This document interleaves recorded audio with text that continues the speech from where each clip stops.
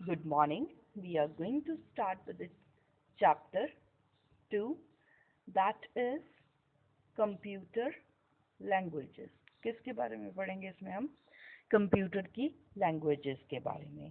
Fine programme और programming का concept क्या होता है, मशीन लैंग्वेज क्या है, असेंबली क्या है, हाई लेवल लैंग्वेज क्या है और फोर्थ जनरेशन लैंग्वेज क्या है. बेसिकली अगर लैंग्वेज की बात करें हम कि लैंग्वेज होती क्या है, क्यों यूज़ करते हैं. फाइन, तो लैंग्वेज क्या होती है? एक मीडियम होती है to express our views and feelings, and to communicate with a computer we need a language that a computer understand. Obviously अगर हम जनरल लाइफ में बात लेके चलें तो अगर हम किसी अदर स्टेट के किसी भी इंसान के साथ बात कर रहे हैं, if they know Hindi and we also know Hindi and we are communicating with each other, हम एक दूसरे से बात कर रहे हैं, दोनों लोग हिंदी जानते हैं तो ये अच्छे से कम्युनिकेट कर पाएंगे. फाइन. या एक हिंदी समझता है, दूसरा हिंदी बोलना जानता है, तो वो कम्युनिकेट कर सकते हैं. फाइन.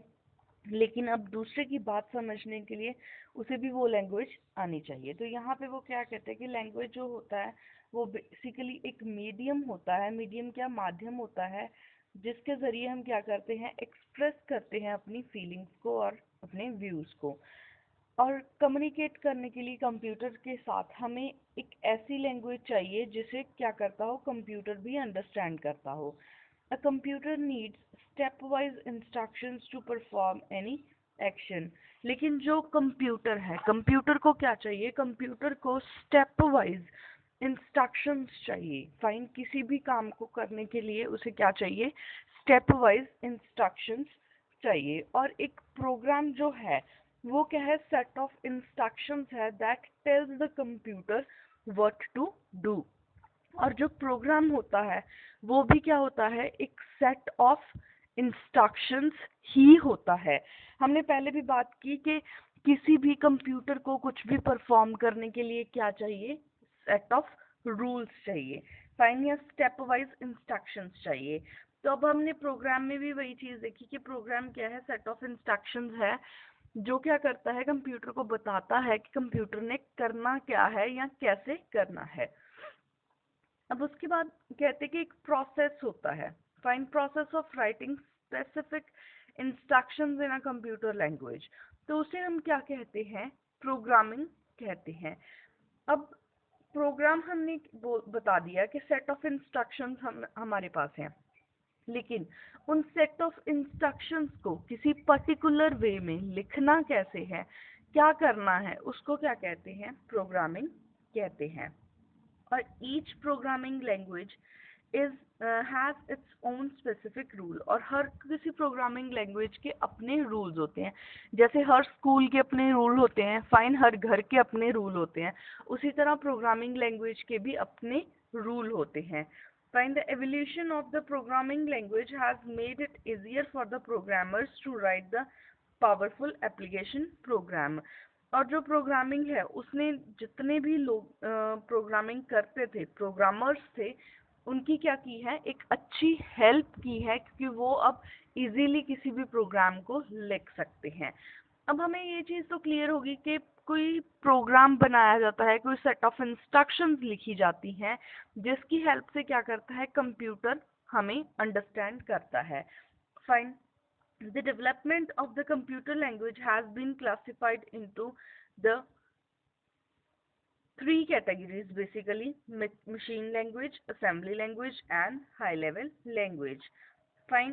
अगर हम क्लासिफिकेशन की बात करें तो कंप्यूटर जो है उसको किस में किया गया, थ्री डिफरेंट पार्ट्स में डिवाइड किया गया है. File facts you can also studied. Fine. You have to learn students. Next we are moving to the machine language. The first thing that we have to discuss is the machine language, and first generation language we also can say to this. जो machine language है वो क्या है, is the only language that a computer understand. चलो जी, अब ये बात तो हमें क्लियर हुई कि यहाँ पे एक ही लैंग्वेज है जो कौन अंडरस्टैंड करता है, कंप्यूटर अंडरस्टैंड करता है. कंप्यूटर सिर्फ एक ही तरह की लैंग्वेज को अंडरस्टैंड करता है और वो कौन सी है, वो मशीन लैंग्वेज है. और मशीन लैंग्वेज को अगर एक्सप्रेस करते हैं तो बाइनरी फॉर्म में होती है, 0 एंड 1 की फॉर्म में। 0 का मतलब ऑफ होता है और 1 का मतलब ऑन होता है। Is it clear to everyone कि जब 0 है इट मीन्स स्विच ऑफ, जैसे हम लेके चलें। अगर स्विच ऑन है तो इट मीन्स 1, अगर येस है तो 1, अगर नो है तो 0। तो ऐसे स्टेट्स को, यस और नो की स्टेट्स को क्या करता है, वो एक्सप्रेस करता है। Fine. Off and on state हमने बोलना है, यस और no I just use for the example only. Next is machine language has the advanced of very high speed and very low memory utilization. अब 0 और 1 सिर्फ 2 ही digit होने की वजह से क्या करता है, स्पीड जो होती है वो बहुत फास्ट हो जाती है और मेमोरी की स्पेस जो यूज होती है वो बहुत कम होती है, क्योंकि बार बार 010101 ही हम यूज करते हैं। Next is understanding and learning machine language is tough and the time consuming process. अब हमने एक ऑन और ऑफ स्टेट की बात की कि 0 और 1 को अंडरस्टैंड करता है। दूसरा पॉइंट हमने मशीन लैंग्वेज में कर लिया कि इसकी स्पीड बहुत हाई होती है, ये इसकी एडवांटेज है, और स्पेस बहुत कम कंज्यूम करता है। अब उसके बाद अगर उसको अंडरस्टैंड करने की बात करें तो अंडरस्टैंड करना बहुत डिफिकल्ट है और जो टाइम कंज्यूम करता है वो भी ज़्यादा है। क्यों? क्योंकि हमें किसी भी चीज़ को लर्न करने में मशीन लैंग्वेज में कोई डिफ़िकल्टी आती है। हम अगर वो हमारी लैंग्वेज होती तो we can grasp easily, fine, हम आसानी से समझ सकते थे। लेकिन अब 0101 को समझना हमारे लिए काफ़ी डिफ़िकल्ट हो जाता है जब हम कंप्यूटर लैंग्वेज की बात करते हैं। It is very difficult to write debug the program written in the machine language. अब ये कहते हैं कि डिफिकल्ट कैसे होता है, टाइम कंज्यूमिंग, और हमने पहले बात की कि टफ होता है।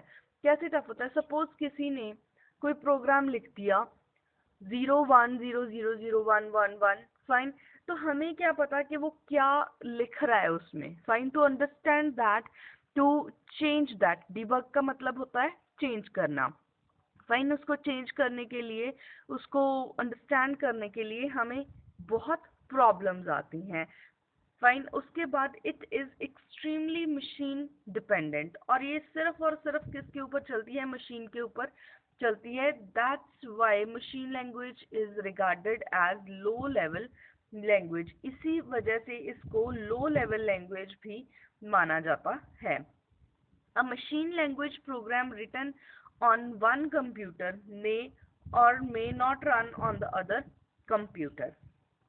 जिस भी मशीन लैंग्वेज के प्रोग्राम को जिस कंप्यूटर के ऊपर रखा जाता है, फाइन, उसको उस कंप्यूटर पे या किसी और कंप्यूटर पे चलाया जा सकता है। Fine, because of this very few people opt for the specialization in the machine language. इसलिए बहुत कम लोग होते हैं जो मशीन लैंग्वेज को स्टडी करना या उसके अंदर रिसर्च करना या उसके अंदर कोई भी हाई लेवल की पढ़ाई करना पसंद करते हैं। उसके बाद बारी आती है असेंबली लैंग्वेज की। अब हमने अंडरस्टैंड किया कि जो मशीन लैंग्वेज है वो 0 एंड 1 की फॉर्म में है, और अगर मशीन असेंबली लैंग्वेज की बात करें तो असेंबली लैंग्वेज जो है वो एक ऐसी लैंग्वेज है जिसमें हमने 0 एंड 1 की जगह पे क्या कर दिया, कुछ कोड्स एंड सिंबल्स को यूज कर दिया।